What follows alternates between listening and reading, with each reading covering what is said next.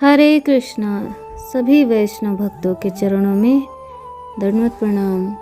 तो इस समय पवित्र पावन श्री कार्तिक मास प्रारंभ हो चुका है और इस मास में बहुत सारे लाभ मिलते हैं। बम्पर सेल चल रही है।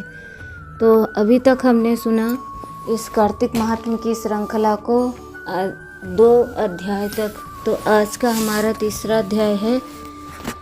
हरे कृष्णा। जगत गुरु श्रील प्रभुपाद की जय। अनंत कोटि वैष्णव भक्त वृंद की जय। हरे कृष्णा। सत्यभामा ने कहा, हे प्रभु, आप तो सभी काल में व्यापक हैं और सभी काल आपके आगे एक समान है।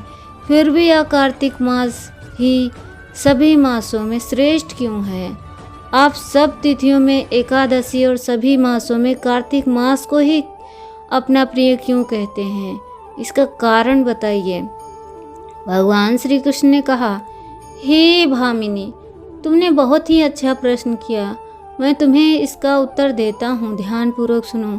इसी प्रकार एक बार महाराज बेन के पुत्र राजा पृथु ने प्रश्न के उत्तर में देवर्षि नारद से प्रश्न किया था और जिसका उत्तर देते हुए नारद जी ने कहा कि उसे कार्तिक मास की महिमा बताते हुए कहा, हे राजन, एक समय शंख नाम का एक राक्षस बहुत बलवान एवं अत्याचारी हो गया था। उसके अत्याचारों से तीनों लोकों में त्राही त्राही मच गई।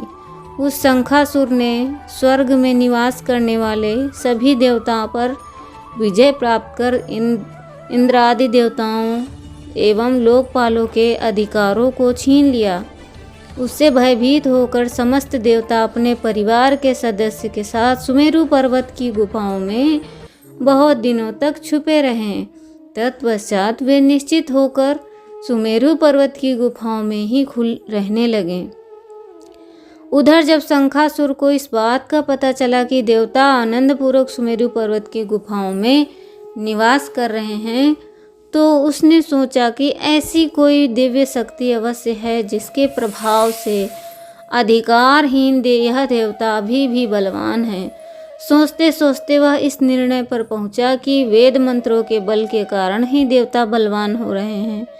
यदि इनसे वेद छीन लिए जाएं तो वे बलहीन हो जाएंगे।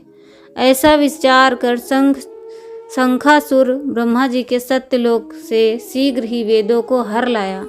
उसके द्वारा ले जाए जाते हुए भय से उसके चंगुल से निकल भागे और जल में समा गए। शंखासुर ने वेद मंत्रों तथा बीज मंत्रों को ढूंढते हुए सागर में प्रवेश किया, परंतु ना तो उसको वेद मंत्र मिले और ना ही बीज मंत्र।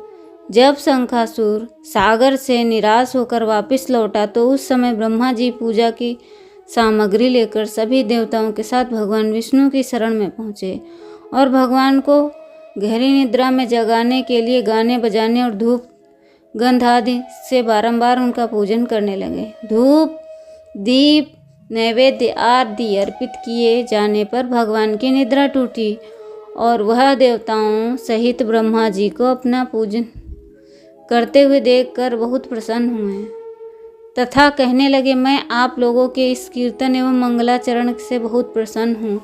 आप अपना अभीष्ट वरदान मांगिए, मैं अवश्य प्रदान करूँगा।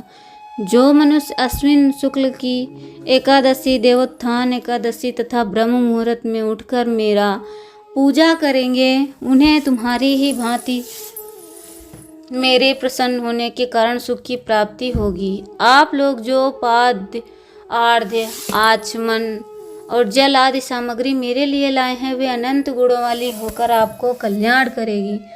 शंखासुर द्वारा हरे गए संपूर्ण वेद जल में स्थित हैं। मैं सागर पुत्र शंखासुर का वध करके उन वेदों को अभिलाय देता हूँ।